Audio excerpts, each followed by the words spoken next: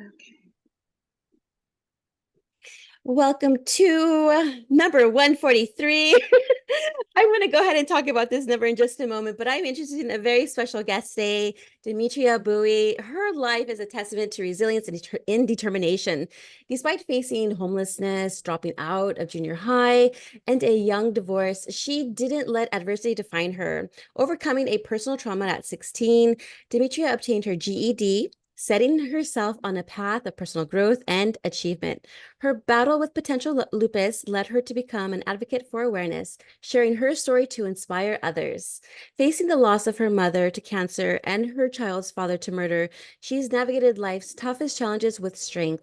Demetria's journey of overcoming from divorcing an alcoholic husband to becoming a role model showcases her relentless pursuit of dreams and self-empowerment.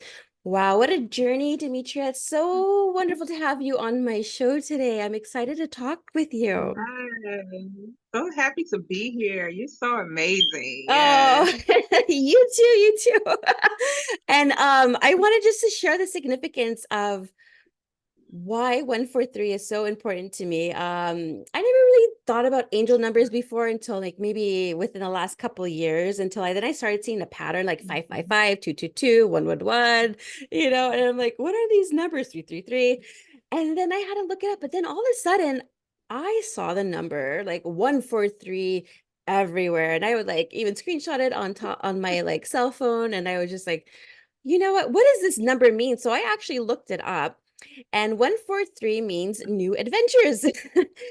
When it says, okay, I don't know if you grew up in the Mm. 90s like I grew up. I was born in 81. So 143, your pager code, what always meant I love you.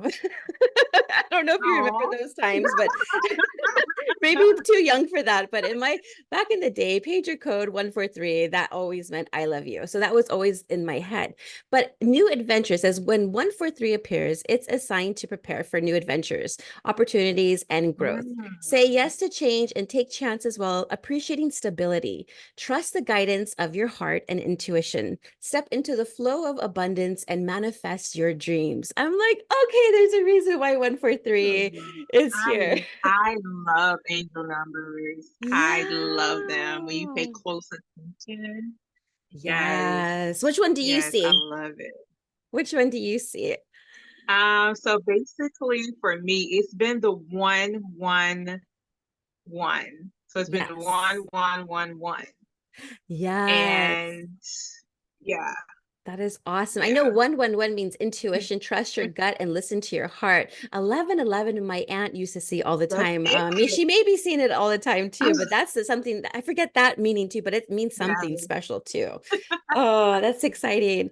But anyway, I do you hear a beeping sound? Is that from my house? Do you hear it at all? Because my microphone is on noise cancellation, but did you hear anything in the background? I went, No, I don't hear okay. anything in your background. No. Perfect. Because I hear it, I'm like, that is loud. You know what it means? Those batteries for the like carbon monoxide or the fire. Oh The yeah, fire the alarm alarm needs to things when change. it It needs start to be beeping. changed. Yeah. I'm like, why does it have to start beeping literally just this second? I'm like, okay, it must Yeah, be like the guidance it above starts or beeping. something because I'm just like, is that Yeah. confirmation that whatever I'm talking to Dimitri about, is that what is it going to be like? This is important? Like, I don't know. I take it as for fun, but I just wanted to see, do you hear what I'm hearing? So, but anyway. It's okay if we do hear it. It's Oh, okay. yeah, I just like, hearing things in my Oh, and thank you so much again for being on my show today. I would just love for you. We're going to talk about actually early challenges and triumphs. And I would just love for you to just to go ahead and share your journey. Talk about your journey and share more Yeah. about the early challenges you actually faced, including like dropping out of junior high and experiencing homelessness and how you actually overcame these obstacles. Yes, yes. So again, thank you so much for having me on your show. I absolutely thankful to be here. I'm Demetria. I'm from Louisiana. Actually, I was born in 85, so yeah. And a little bit about my story. I started I was a teenager, and I just remember not really feeling loved in my household or anything like that. And I can remember just my mom and dad just, I grew up, with my mom and dad, just being in the house until I was like 12. It was more of a dysfunctional home.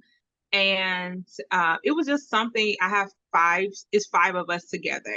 And it was just something about me where I just never just felt loved, and I was always to myself and things like that.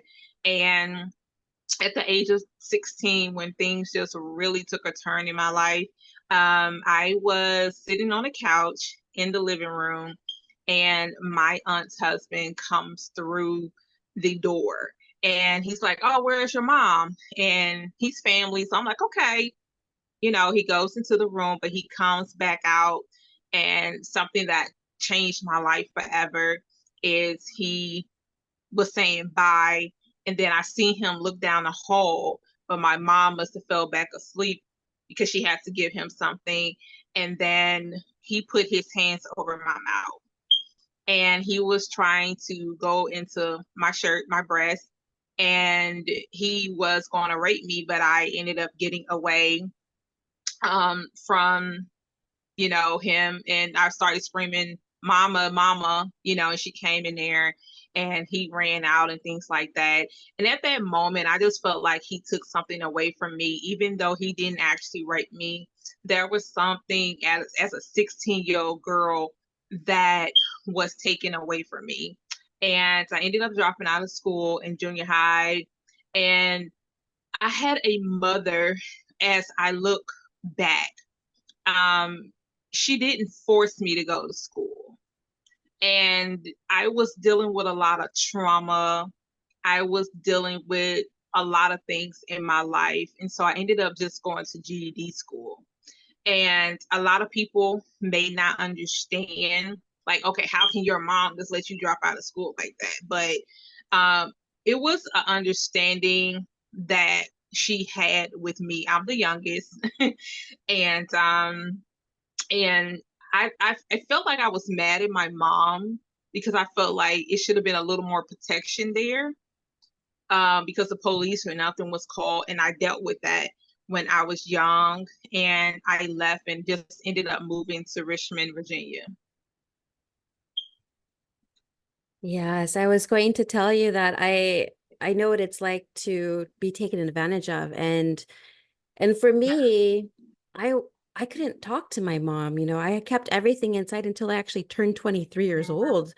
So I Yeah. think it was from the ages of 6 to 12, my was like stepdad at the time. Luckily, I have a new stepdad that been married to my mom for over 25 years. He's like my dad because my dad was murdered when I was a baby. Took Oh, advantage of wow. me from those ages, and I kept everything bottled up. And it's so hard to Wow. communicate to your mom, like, hey, Yeah. this is happening, Yeah. and it's hard to Yeah. talk, it. So, oh, the things that us women go through is crazy, but somehow we do get out Yeah. of it, and we make a difference in the world because we actually share our story. And you had actually Yeah. turning points in your life. At 23, you made actually a pivotal Yeah. decision that changed the course of your life. Now, how did this achievement impact your path towards personal growth and success? And what was that pivotal decision that you made at 23? So a little bit before 23, again, when I was in Richmond, Virginia, I became homeless. I had nowhere to go. Um, family didn't want me. I just didn't have nowhere to go. And even I was in churches, I tried to go get help. And I'm going to keep it honest, I got absolutely no help from anywhere. And I would just remember being homeless. And, with that situation, what happened to me when I was 16, it was just like, don't tell what goes on in his house. Just leave it alone. Just go on about your life. And I thought I could do that, but I couldn't. And at the time, I remember I was homeless, and I walked into a Goodwill store, and I would just remember having on some dirty clothes, and I had on clothes that had holes in them and things like that. And I can remember I started just speaking to God. I was just like, I'm going to live or I'm going to die. I'm like, I can't go on like this. I have nowhere to go. I got this stuff balled up inside of me. I have no one to turn to. And, I walked into the Goodwill store and I was just looking around, and I ended up meeting a lady who bought me a book by Joyce Myers at the time, and she bought me a notebook and a pen. Um, Maybe she seen that I needed some help or whatever, but I was looking at the books. So I guess that's, she bought that, and I didn't have any money, but I went to the car and I was just like, I have to write what I feel. And I was always afraid to talk because we were told to not tell what happened, what goes on in this house stays in this house type of thing.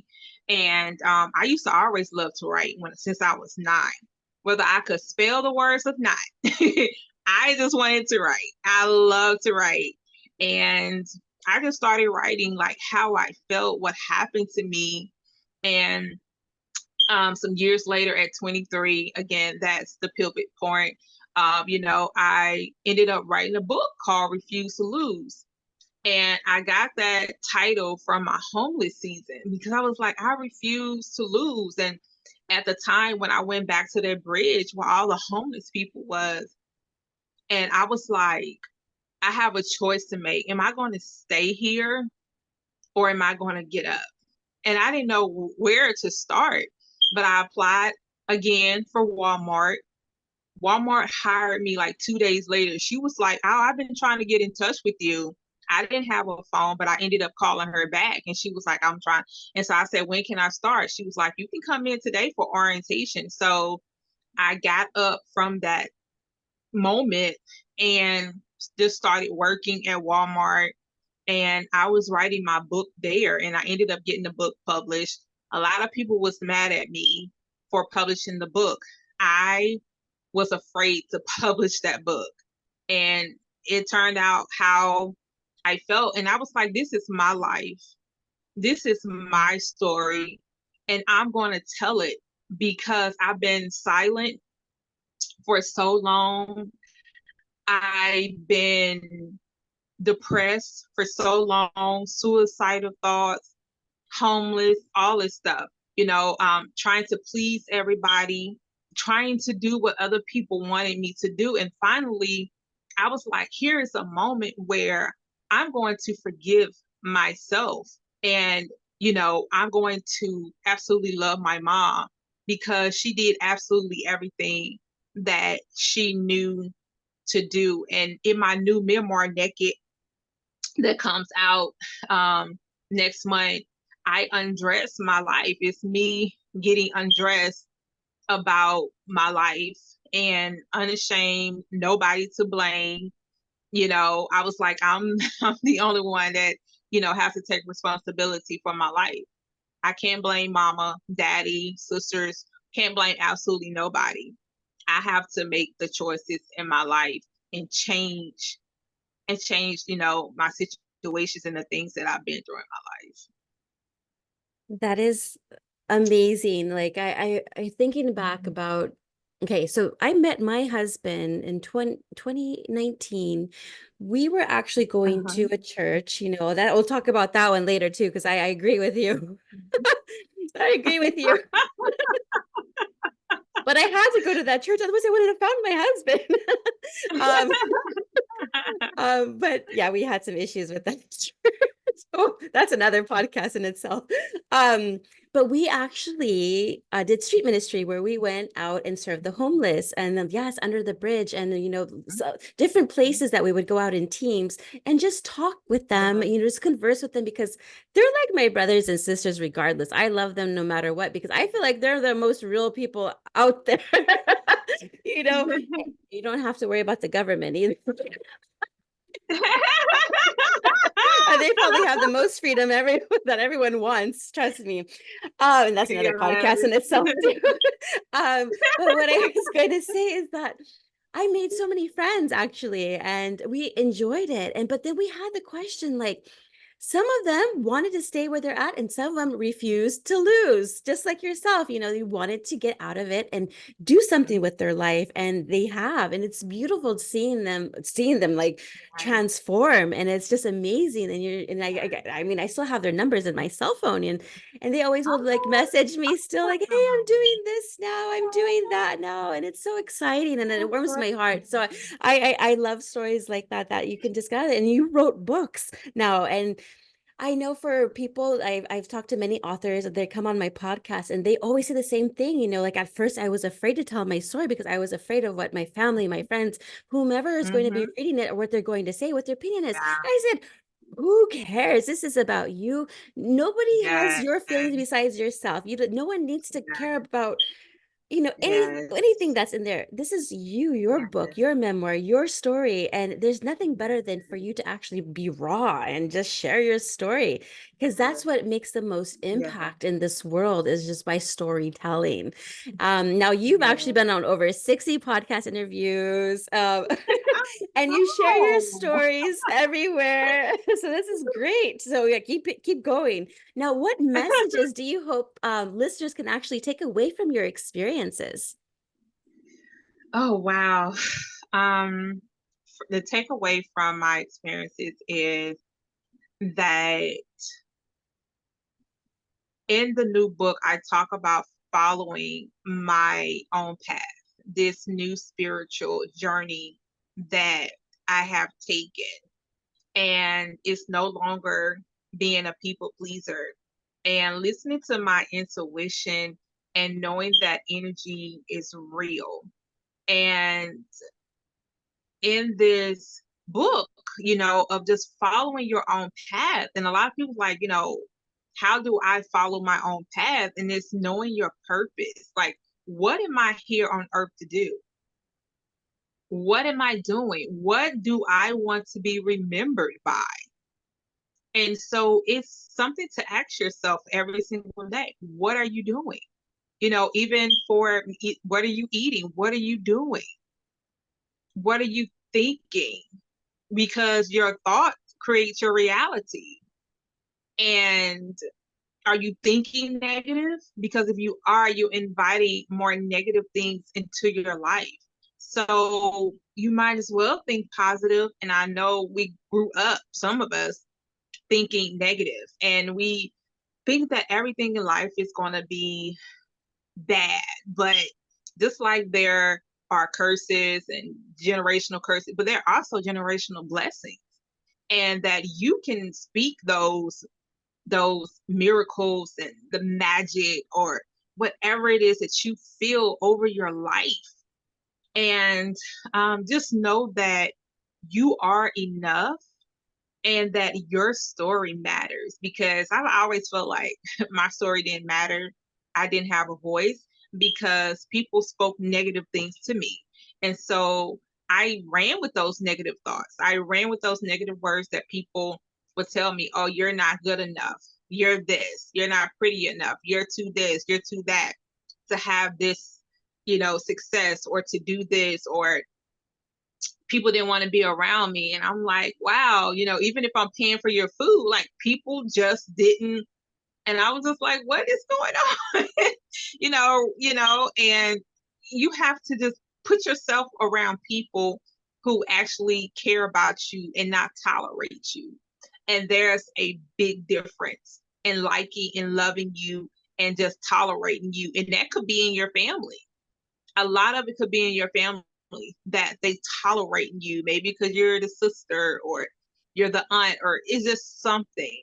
But yeah, so that's the message that I would like to leave with, some listeners, or give, advice, is to listen to your intuition and don't ignore it. Intuition does not lie. I used to ignore it and be like, oh, okay, because I wanted to see this in that person, or I just want to be your friend, or I just want to be in a relationship with you. Yeah. Yes, I was Yeah. a people pleaser as well. I remember myself in elementary school, actually. I think it was fifth grade. I wore like nice outfits, Uh-huh. dresses, knee length, of course, and just I like to Yes. dress up. I still do. But my friends like Yeah. hated on me for wearing that. And so what did I do? I turned into a tomboy 6th grade to please them. And I was not myself. And then I was just like trying to please them. And now, all the Mhm. naysayers, the haters, the frenemies, I look back, I'm like, I had them surrounded. I was surrounded by them. And even to this day, like some doctor that Mhm. I was talking, she was such a naysayer, just so negative, like a negative Nancy. I'm like, sheesh. Mhm.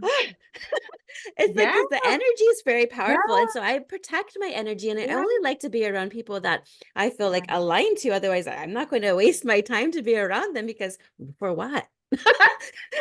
Yeah. Unless they want to get better Exactly. and they want my advice and they want to get better, then I understand.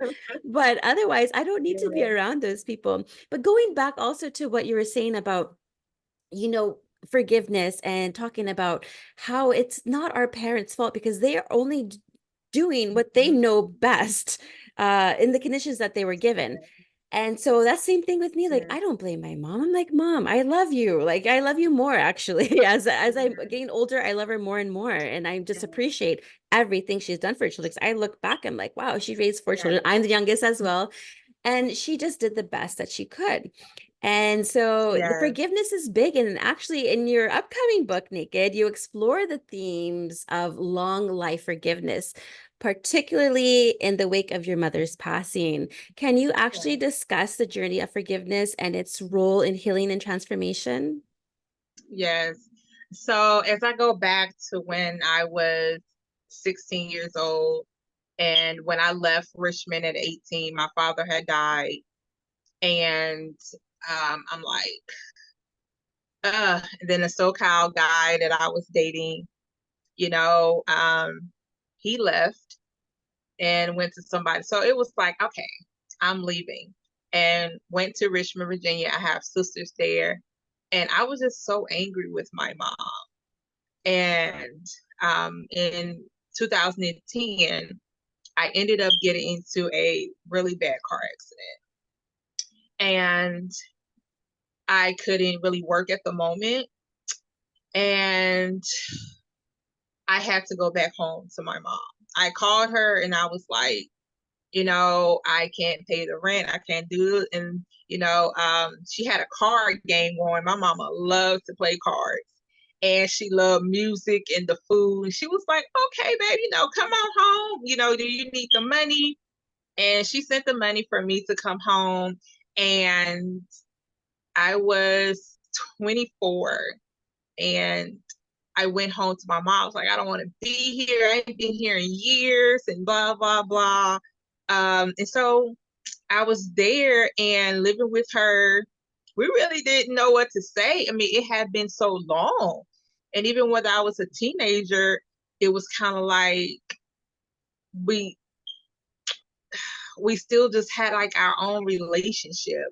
But anyway, we ended up actually just becoming closer, even though we had our arguments here and there. But that was our relationship. And my mom passed last October unexpectedly for me.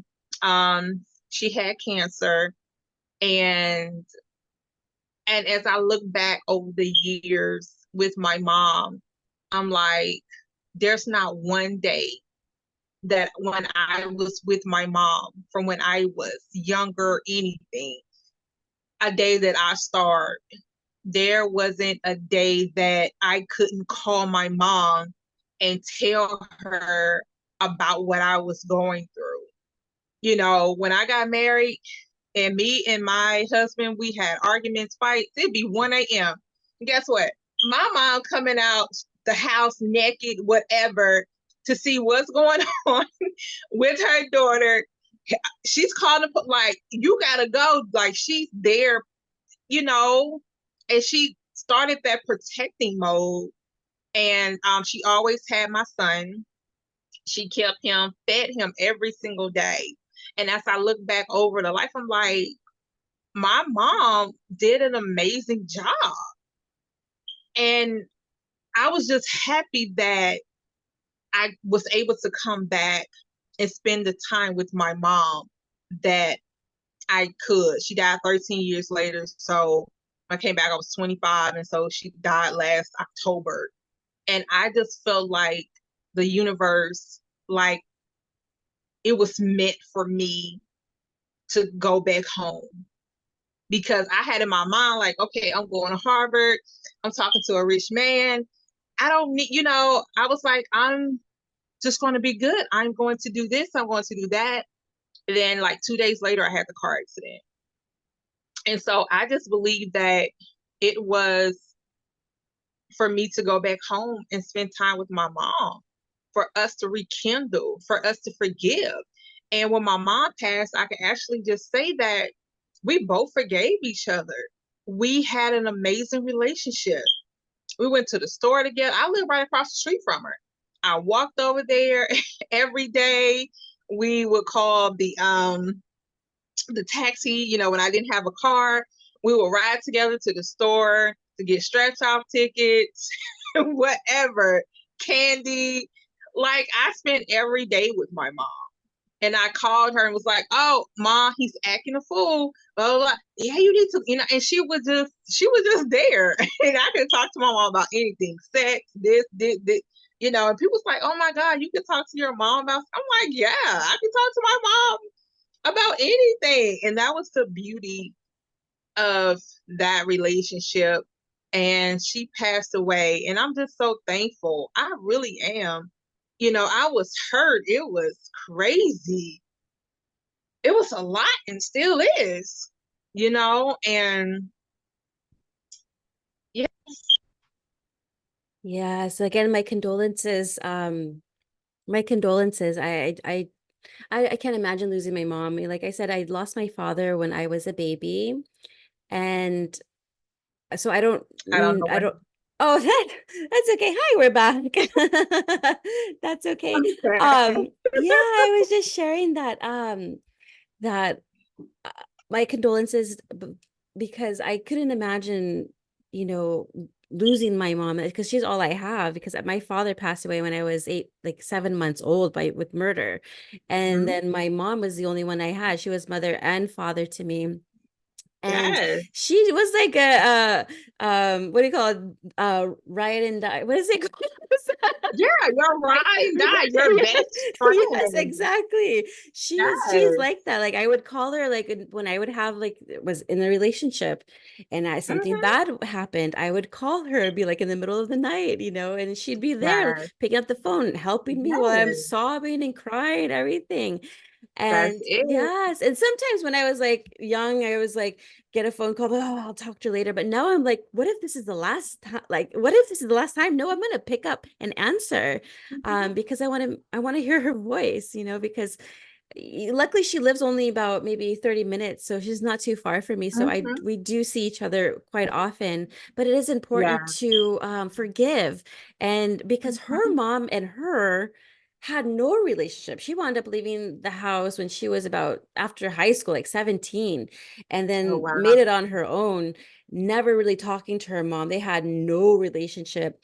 But Oh, the beautiful thing that happened is wow. like when her mom was dying at the age of 90 something, Mhm. she actually went over there to Mhm. take care of her and help her and just talk and tell stories. And she actually forgave her mom. I thought it would never happen. I didn't Oh, have a grandma growing up. There was no grandma. There was no grandma Bobby around. So yeah. I didn't really Yeah. know her because they didn't have a relationship. So I didn't have a grandma. And my other grandma on my dad's side had passed away already before I was even Yeah. born, or maybe I was like a couple of months old.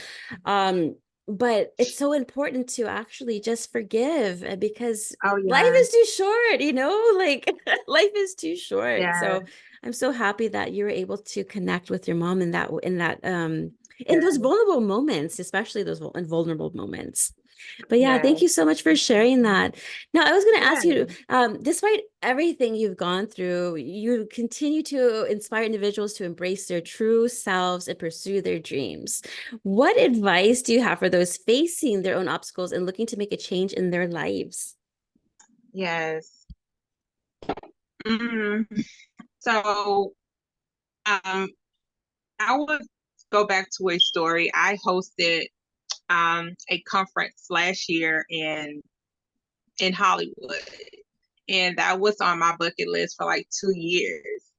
And I remember being on that trip. It was a lot of work. I'm not even from Hollywood, California, and here I am hosting a whole event from Louisiana there, while my mom is about to receive chemo, and people didn't pay for tickets. We didn't pay for blah blah, and so many would never understand of me getting on that plane and leaving my mom, while she's going through that. And I can remember a good friend of mine, I've known her since 2015, 16, and she's older than me. And she told me this. She said, Demetria, she said, there was some years ago when I was younger. She said that I missed a lot of opportunities. She said, good relationship, this. And she said that because I didn't feel like I was good enough.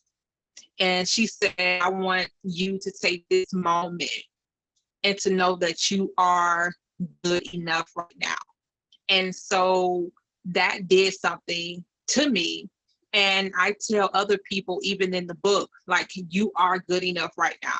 Even if you don't feel pretty, you are good enough right now. You don't feel like you're attractive enough for a great guy or a great woman to be in your life.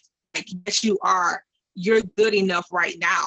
You're good enough if you feel like you're too fat for somebody, or you feel like you're too ugly. Now, no, I'll wait until I lose 200 pounds to do this, or I'll wait till my skin is lighter. I'll wait till my hair grows. It's like, no, get it right now, because you are good enough right now.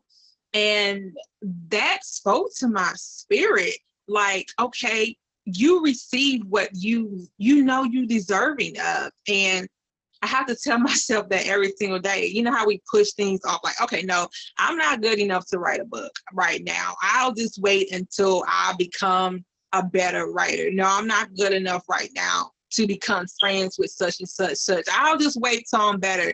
And a lot of opportunities you could miss because you feel like you're not deserving enough for this great partner, or you feel like you're not deserving enough for miracles and blessings to come into your life. And, I want to say to many that you are good enough right now, and get into that space of deserving, because I'm about to be 39 next month. And for the first time in my life at 37, I'm like, I love you. And I could never say that to myself. I didn't feel good enough. And I can see, like, from childhood and this happening and that happening, I just never felt good enough. But, I'm glad that my friend shared that with me, and, and began to, like, say, you know what, Demetria, I love you. Like, you're beautiful. You are enough. You are deserving of this. And you have to get into that mode.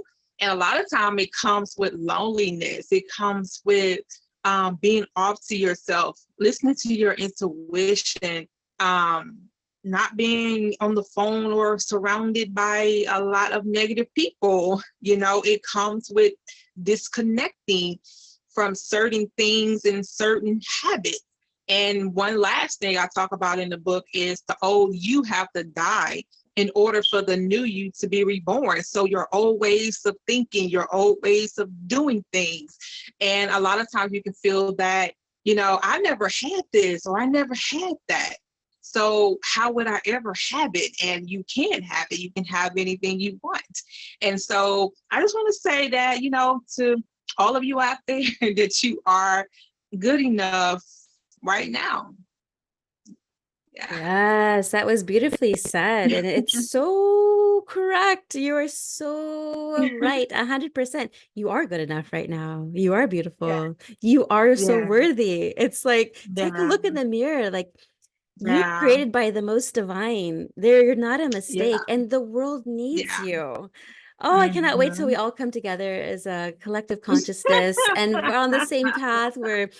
Because like I love myself too, not in an arrogant way, but I love because I give myself Yeah. compassion, I give myself grace. Mhm. I never used to. I Right. hated myself before, but I surrounded myself around hateful people, so of course I'm gonna hate Yeah. myself because they made me feel bad, so I always felt bad. So, Yes. those people need to go out of Yes. your Oh life. Yeah, my gosh. surround yourself with those awesome people that you want to Mm. be like and that inspire Yes. you. And then you'll see Yeah. magic happen and just trust in Oh, the divine, definitely. trust in your spirit, Yes. God, universe, Yes. whatever you want to call it, Listen. it's all the same. It's a Yes. frequency of love. And that's what it I comes down agree. to. That's why one, four, Yeah. three. That's why 143 is so important. I love 143. That is the pager code of love. And now I just told you it's about adventure time and this, that. Oh, that is Yeah. amazing. Now, reflecting on your journey so far, what are you most proud of and how do you define success for yourself today? Mm. Success. How do I define success? With me, success came with, again, of just really loving myself. And as you were just stating, that if you're around negative people who always was negative to you or treated you bad or had negative things to say about you, that's the way that you would perceive, your own self. And so I'm just thankful that I see myself in the light, and my son, like, he's like my biggest why. He was diagnosed with ADHD, and when his dad was murdered in prison, I actually did not know this man. I met up with him when I visited Richmond one year when I went back just to visit for a couple of months. And, he was just there for me a time that I needed, and I never knew him and I never seen him again. And so I was so concerned about my son because I'm like, wow, I got married and wasn't married long. I did not experience the married life at all. It was like, okay, sign some papers, we got married. Don't know why, because he asked. I really didn't want to. I was I was a people pleaser. And again, but he's my why. He's an honor roll student. He's been on honor roll every semester. He's been on honor roll. He is 5'8". He's 12 years old, 164 pounds. So, he's going to be playing soccer, football, basketball, all that stuff. And I'm just so proud of him for keeping it together, from, that father figure not being there yet. And, with my mom passing, his grandmother that he was totally close to, stayed over there every day, all day. She had him, since he was born. So success to me is family.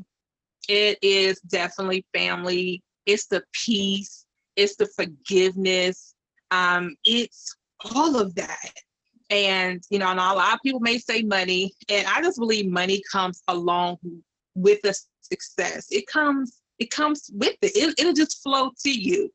And it doesn't have to be my main focus because, again, family is important to me, and just that peace that I have now and that love that I have for myself and even others, of taking food to group homes, because I lived in group homes when I was homeless.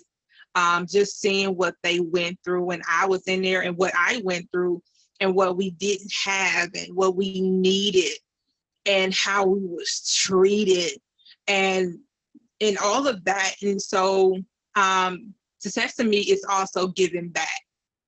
And so even with the lupus, all of that, like just giving back to all of that, that's success for me. And it means a lot to me. So yeah. Yes, beautiful. Yeah, and it's so right. Like Yes. family is so important. I was just Mhm. sharing with you, the loss of my baby that literally happened this week. I I was just know. saying, I am looking at my children now and I'm like, I'm just so blessed to have these boys in my life. There's three. So I have two because we were both married before. Yeah. Yes. I had two children. He had one, and now we're Yes. blended family because I have he's gonna be Yes. 16, 6'2". He's a swimmer. He's a swimmer though, but he's 15, gonna be 16 in July. And then we have a Hey. 10-year-old stepson who's adorable. I love him so much. And then I have an 8-year-old boy. So it's like all boys. And so, it's like even though this happened, I still am so grateful. And I'm just like, I have a beautiful family. And that's really what I need to Yes, hold you on to do. still. So it's things happen Yes, in you life and do. it's just pushing through and just know when you have a strong spirit, and if you're sad, let those emotions out, really Yes. do have that good cry. Mhm. That's what's going to make you feel better. And I was telling my husband, my mood be up and down. He's, oh, you just do whatever you need to do to let it out. I said, I will. You be sure of that. But yes, so where can our listeners go ahead and find your books if they want to like go ahead and contact you, find you on social media? Where can they find you? Yeah. So I am in the Instagram streets. I am. I am Demetria for real on Facebook, FOR. I mean on Instagram, Demetria for real, FOR on Instagram. I am on Facebook also at Demetria Buie.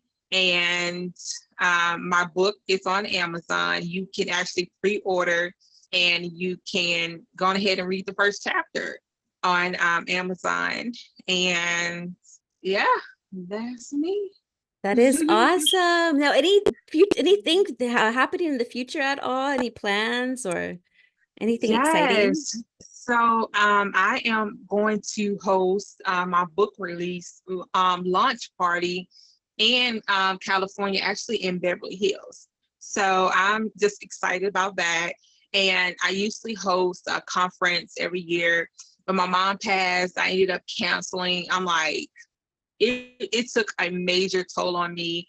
And again, my friend let me know. She said, it's okay to take a break. It's okay to deal with your own mental health. And she said, if you need this, do it. Because I felt bad, like, I'm counseling. And then she's like, no, people counsel things every single day. If you need this for you, do it. And I was like, yeah, I need it.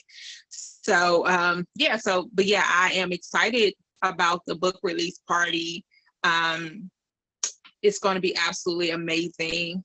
And definitely excited about the book journey. I did some work writing this book. It was bittersweet. But I got through it and it's completed. So, That's so yes. exciting. I'm so looking forward to reading your book. Oh, this is going to be exciting. Thank you. Yes. But any last words, anything else you would like to share? Oh man, you're awesome. Oh, oh, thank you. You You are are amazing. You're strong, and too. and I just want to say thank you so much for having me on your show. Um, Again, to the people out there, just know that you are good enough right now, and get that in your spirit that you are deserving. And I know it doesn't come easy all the time, but every single day when we change little things about ourselves and we work on ourselves, um, it becomes easy every single day. So, and as you look at your life right now, like you're not in that position that you was 10 years ago or 5 years ago. I'm no longer homeless. I'm no longer here. I'm no longer there. And we look right now and I'm like, man, like I'm so thankful and grateful.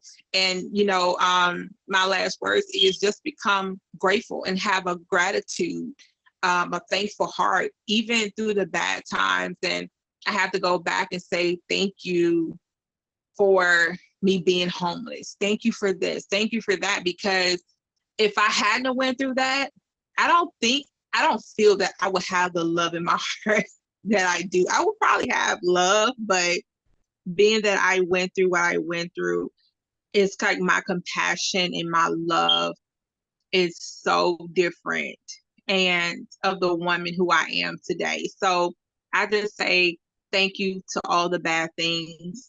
Thank you for all the good things that I had to go through in life. So I believe Yes. gratitude is so important. Yeah.